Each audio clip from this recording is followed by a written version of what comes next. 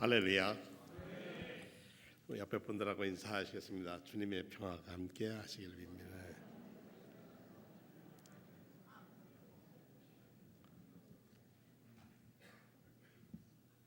우리는 예수님이 우리를 구원하시는 그리스도라고 믿습니다. 그 믿는 분들이 오늘 이 자리에 오셨습니다. 예수님이 나셋 예수가 누구시라고요? 하나님의 아들이시고 내 인생의 주인이시고 우리 모두를 구원할 메시아라고 하는 고백입니다. 이 고백은 신앙생활의 가장 기본적인 고백입니다. 예수님과 상관이 없는 사람이 이 자리에 있을 리가 없습니다.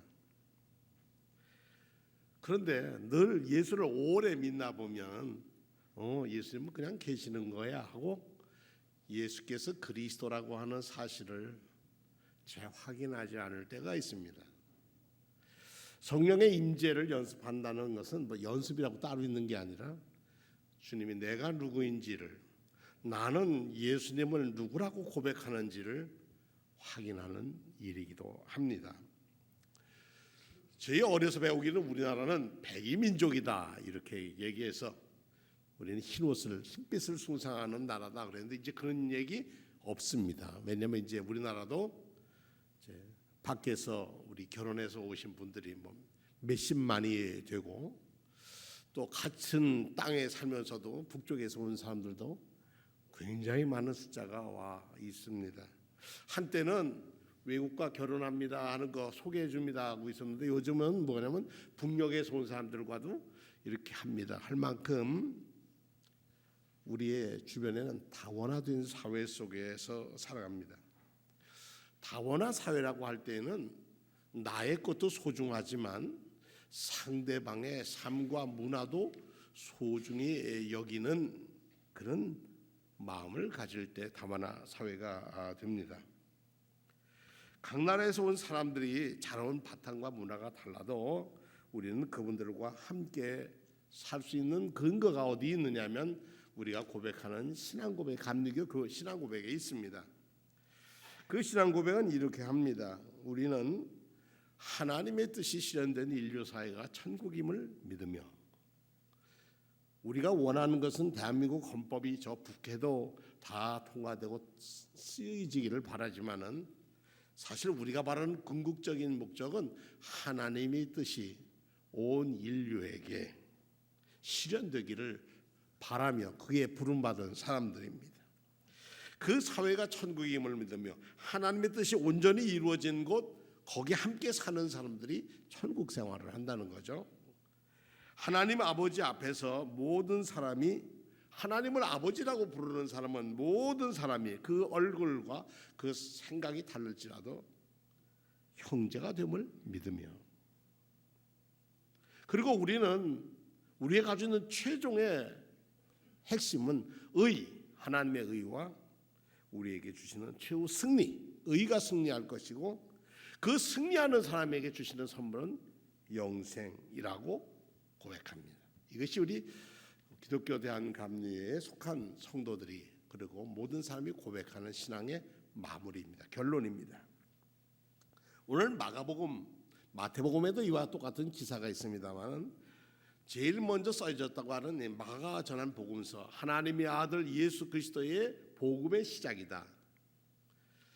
마가가 전한 복음서, 마가 신앙 공동체가 마가란 제자로부터 들었던 예수님, 그분을 전하기 위한데 그분이 전하는 그 복음, 기쁜 소식이라는 것이 하나님의 아들이시고 그리고 우리에게는 메시아라는 거예요. 그 복음의 시작이 이렇게 실천되는데 그것이 말씀이 육신되어서 이 땅에 오셨다고 하는 일입니다. 하나님의 언약이 우리 사는 이 땅에서 이루어졌다고 하는 것이죠.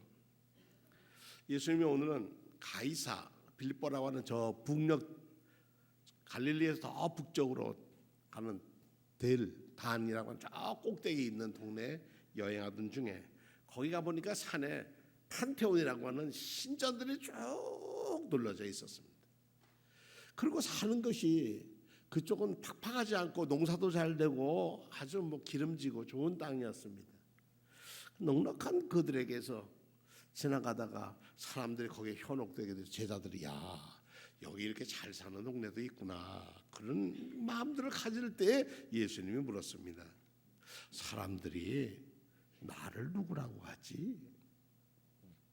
그랬더니 여러 얘기가 나오지만 오늘 베드로의 고백은 주는 그리스도십니다. 따라합시다. 주는 그리스도이십니다. 주라고 하는 것, 큐리오스라고 하는 말은 삶의 주인이라는 겁니다. 그 당시는 노예도 있었고 다 있던 시대였습니다. 내 삶의 주인인 예수 당신은 누구라고요? 메시아이십니다. 우리를 구원해 주실 분입니다. 이거 대단한 신앙 고백이라고 생각합니다. 이런 신앙 고백하는 사람들이 모여서 교회가 이루어집니다. 이 자리에 오신 성도님들 마음속에 예수님이 구주이심으로 계시기를 축원합니다. 이 자리에 오신 분들은 모두 내게 주인은, 내 삶의 주인은 하나님이시고 그의 아들 예수 그리스도시고 지금도 내 안에 계신 성령님이 주인이시고 그분이 이 땅에 오신 분으로서는 인간으로 오신 예수님이 나는 그리스도라고 믿습니다 하는 고백을, 자기 정체성을 분명히 해야 할, 분명히 가져야 할, 분명히 믿고 살아야 할 근거입니다. 디모데후서 3장에 보면 그러나 너는 배우고 확신한 일에 거하라. 너는 네게 누구에서 배운 것을 알며 또 어려서부터 성경을 알았나니 성경은 능히 너로 하여금 그리스도 예수 안에 있는 믿음으로 말미암아 구원에 이르는 지혜가 있게 하느니라. 그리스도 예수 안에 있는 이 성경이 능히 어떤 역할을 하냐면 믿음으로 그리스도라고 고백할 수 있다는 거죠. 그러니까 예수님을 믿기 때문에 그분은 나를 구원해 주실 분이라고 고백한다는 겁니다. 요한복음 15장 4절에 내 안에 거하라 나도 너희 안에 거하리라. 가지가 포도나무에 붙어 있지 아니하면 스스로 열매를 맺을 수 없음 같이 너희도 내 안에 있지 아니하면 그러하리라. 나 안에 그리스도와 함께 사는 삶, 내가 판단하고 생각한 것이 그리스도의 뜻, 예수님이 가르치는 뜻과 함께 동의하고 그 뜻 따라 살려고 하는 사람들, 이것이 그리스도인입니다. 고린도전서 7장 24절에는 형제들아 너희는 각각 부르심을 받은 그대로, 무엇으로 부름을 받았는지 그대로 하나님과 함께 거하라.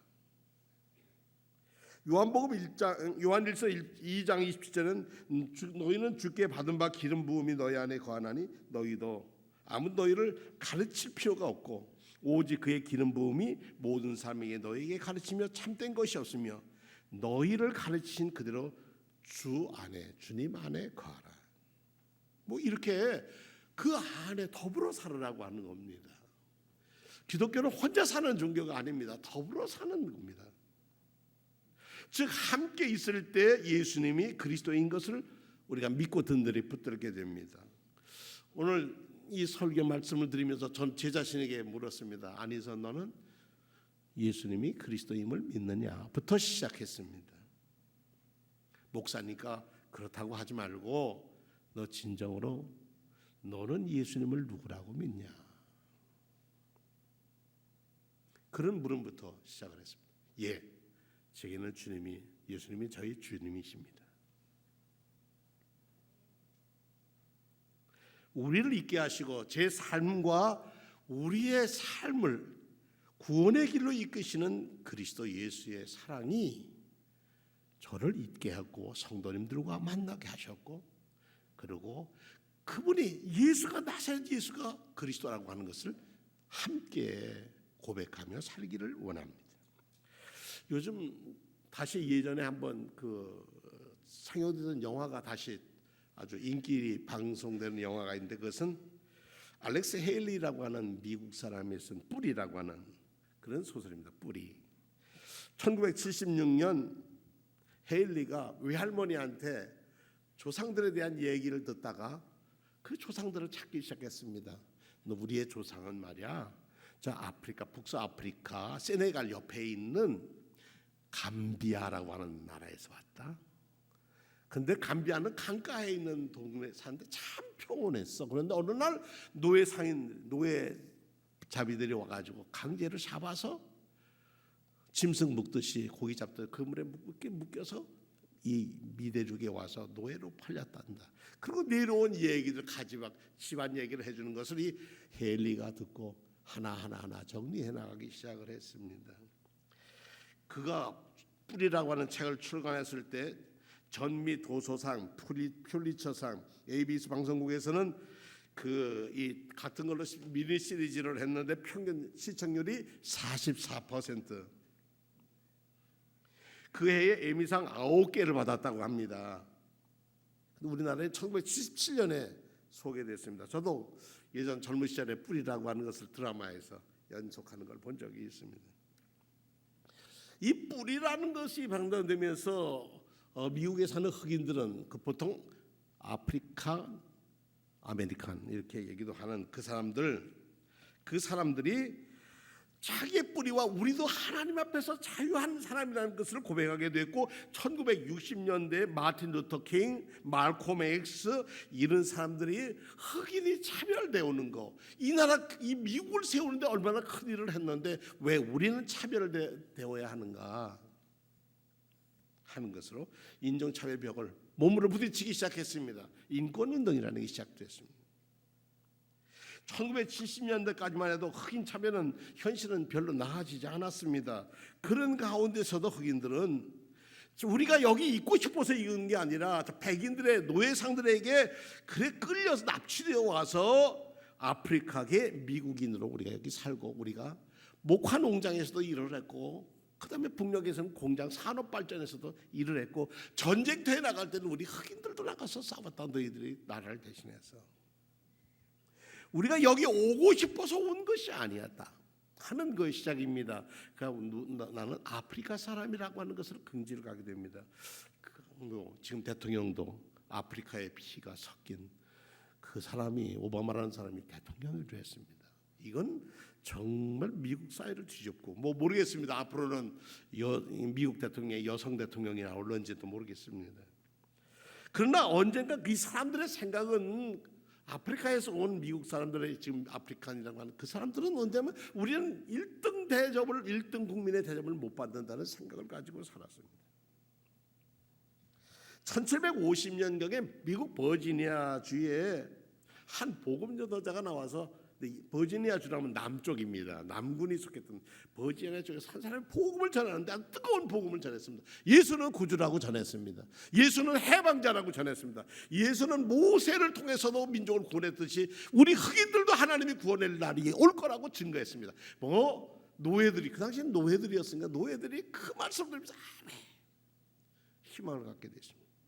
낮에는 농장 주인의 채찍 속에서 덩어리가 찢어지며 목화밭에서 살았지만 그러나 저녁에는 그들이 통나무로 진 예배당에서 성경책 한 권 놓고 그리고 들으면서 전했습니다. 그를 모르는 노예가 수없이 많았죠. 그 당시에 그 복음을 전한 사람을 찾아보니까 사무엘 데이비스라고 하는 사람이었는데 이 사람이 버지니아에서 하면서 이 사람이 찬송가 가사를 썼어요. 그게 여러분들도 잘 보는 신자 되기 원합니다.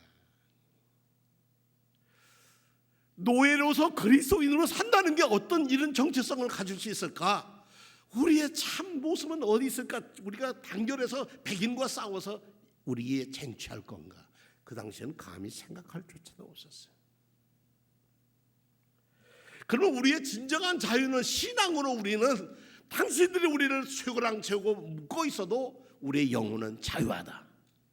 그래서 알렉세일리 뿌리에 나오는 얘기처럼 노예는 죽어서 자유하다 한다는 것을 가지고 찬송을 불렀습니다. 아주 뼈저린 찬송을 불렀는데 그것이 뭐냐?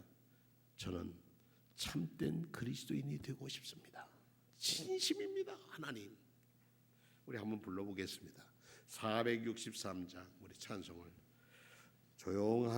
조용히 부르시면은 그러나 마음 담아서 하나님께 우리도 한번 고백을 하면서 이 찬송을 부르겠습니다. 1750년경에 되었던 것이 1907년에 와서 찬송으로 출판됐습니다. 그런데 흑인들 사회에서는 어떻게 참 그리스도인이 될 수 있을까?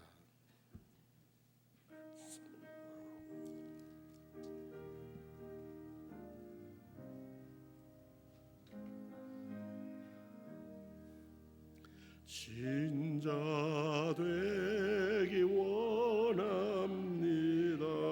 진심으로 진자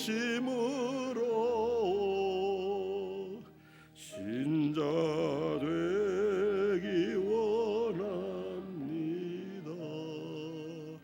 진심으로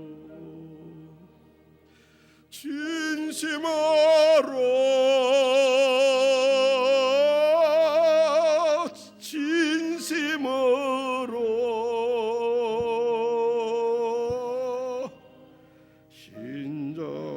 되기 원합니다. 진심으로 4절 부르겠습니다. 예수 닮기 원합니다. 진심으로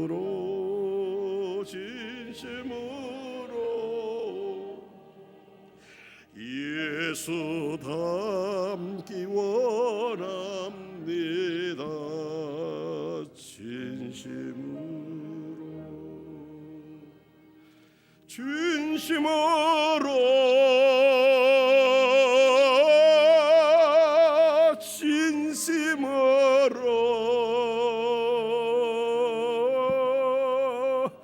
예수 닮기 원합니다. 진심으로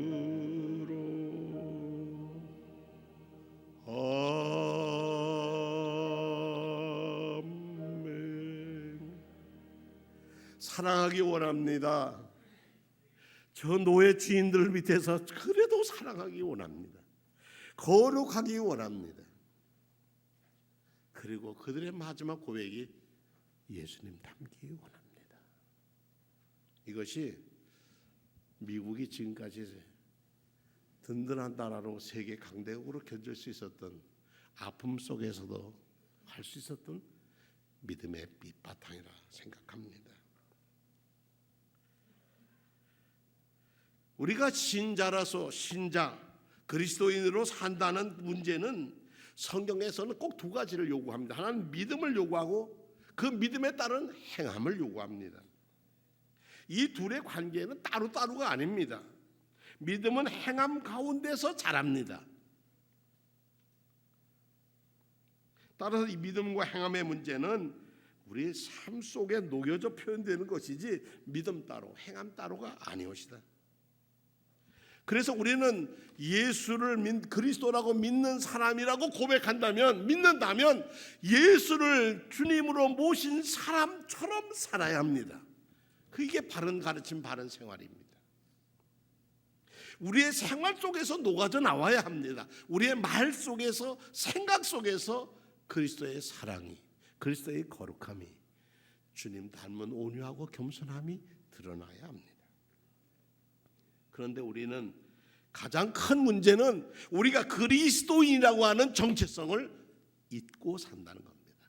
잊으려고 잊은 게 아니라 내 사는 일 바쁘다 보니까 잊어져 간다는 겁니다. 어제 간증을 들은 적이 있습니다. 신상우라고 하는 사람이 간증을 하는데 그런 얘기에 자기가 음대에서 작곡을 전공하고 캐나다 가가지고 그냥 자기 집이 그냥 어려우니까 채소 가게 했는데 열심히 해서 돈도 벌었는데 어느 날 보니까 자기는 자기가 아닌데 교회 가서도 열심히 찬송도 하고 피아노도 치고 다 그런데 자기가 자기 모습이 아니더라는 거예요. 그래서 많이 고민하고 있을 때 고영원이라는 사람을 만났고 그 사람이 야 우리를 위해서 미래를 열어주시는 하나님이 계시지 않느냐는 걸 믿고 그분에서 그리고 만나는 사람마다 그 믿음으로 일으켜줘서 고마운데 밴쿠버로 가게 됐는데 가서 고영원 시집 가보니까 자기네 집보다 더 못 살더라는 거예요. 밖에도 나갈 수 없고 차도 없고 돈도 없으니까. 그런데 교회 갔는데 한 자매를 소개하는데 그 사람이 그 하나님의 은혜를 작사한 조은하라고 하는 사람을 소개했는데 거기에서 기도하다가 기도하다가 신성을 나의 나된 것은 하나님의 은혜라고 하는 게 다 가슴이 봤는데 그 자매에게 나의 나된 것 하나님의 은혜인데 이거 어떻게 좀 글 좀 써봐. 그 전에 이미 복음 선가를 썼었답니다. 그랬더니 그 다음날 써가지고 왔더래 시를. 그래서 그 자리에서 앉아서 눈물 펑펑 흘리면서 30분 만에 만든 노래가 하나님의 은혜라는 거예요. 그래서 그 노래를 좀 불려볼까 했더니 박종우라는 하는 선배가 와가지고 악보 가지고 턱 가져가서 내가 부를 거야. 그리고 갖고 가자는 거예요. 그래서 자기는 너 내 곡을 어디 가서 있나 그랬는데 어느 날 한국에 들어오게 됐는데 전화가 왔더래요. 그런데 놀랍게도 저 소프라노 김영미입니다 그러더래요. 그래서 한 10여 년 위에 선배이고 아주 유명한 가수가 소프라노 가수가 예 그랬더니 제가 김영미입니다. 제가 노래를 하고 찬양을 부르고 싶은데 반주할 사람을 찾는데 사람들에게 물어보니까 신상우 당신은 반주를 조바꿔도 잘하고 늘 잘한다 그래서 내가 당신을 함께 노래 부르고 싶습니다. 거기서부터 간증도 집회도 다니고 영화 음악도 만들고 뭐 이것저것 만들면서 하나님이 사랑하고 하나님께로 돌아가야만 은혜의 삶이 된다는 것을 알게 됐다. 하나님의 은혜라고 얘기할 때에 불평불만은 있을 수가 없더라. 그런데 세상 즐거워서 그냥 세상 음악도 만들고 막 편곡도 해주고 그럴 때는 정말 넉넉하게 재물도 많이 들어와서 재밌게 살았는데 그것은 인간에게 생명을 주는 음악이 아니더라는 거예요. 생명을 주는 것은 예수 그리스도가 주님이라고 고백되어지는 노래, 가사, 곡 그것이 사람을 살리더라는 게입니다. 영혼을 구원하더라는 거예요. 그렇습니다. 여러분이 만나신 예수님은 주님으로 만나셨습니까? 그리스도로 만나셨습니까? 나를 고쳐주시는 분으로 만났습니까? 그 만난 예수님을 정말 그리스도라고 고백하며 사십니까? 우리가 그리스도께로 돌아오지 않으면 우리에게 구원이 없습니다. 예수를 그리스도라고 고백하는 사람만이 구원받을 수가 있습니다. 그런데 이 오신 예수님이 힘 있는 하나님의 아들이 왜 그리스도가 되셨는가? 힘이 있으면 세상 마음대로 역사를 바꿀 수 있었는데 베들레헴에서 태어나셨고 자기 일생을 사랑하시고 하나님의 뜻을 전하다가 그 능력 있는 힘으로 십자가 지고 죽으시고 하나님은 그를 부활시켰고 그는 지금도 우리와 함께 계시는 분으로 누구를 위한 예수 삶을 위한 우리를 위한 그의 삶이 우리가 누구인지 내가 누구인지를 알게 해주신 그 삶으로 변화되었다는 것을 체험할 때 우리는 이것이 하나님의 은혜구나라고 믿고 고백하게 됩니다. 믿음 앞에서 자신이 누구인지를 알게 됩니다. 하나님의 은총의 빛 앞에서 내가 누구인지를 압니다. 데살로니가 교회를 향하여 믿음의 역사와 사랑의 수고와 그리스도 예수 안에 있는 소망의 인내를 내가 늘 하나님 아버지 앞에서 기억합니다. 감사한다고 고백했던 바울 사도의 말씀처럼 수원 종로교회는 믿음의 역사와 사랑의 수고와 그리스도 예수 안에 소망의 인내를 그리스도 예수 안에 있는 소망의 인내를 든든히 붙드는 교회. 누가 뭐래도 어떤 이단 사조가 오더라도 우리는 예수 당신은 나의 주인이시고 예수님 당신은 나의 그리스도이십니다. 메시아이십니다. 구세주이십니다. 라고 하는 고백이 든든하다면 우리는 정말 무서운 시대를 살지만 이 정말 무섭고 힘든 세대가 우리의 믿음이 더욱 빛나고 하나님께 더 가까이 가는 축복의 시대로 바꿔질 줄로 믿습니다. 놀라우신 하나님의 은총의 빛이 정말 예수 닮기 원합니다. 사랑하기 원합니다. 감사하기 원합니다. 나도 나누기를 원합니다. 주님 뜻 따르기를 원합니다. 고백하는 성도님들의 삶 속에 그리스도이신 주님을 만나는 그래서 모든 것에 자유하고 모든 것에 축복의 삶으로 바뀌어지는 은총 안에 거하시기를 축원합니다. 기도하시겠습니다.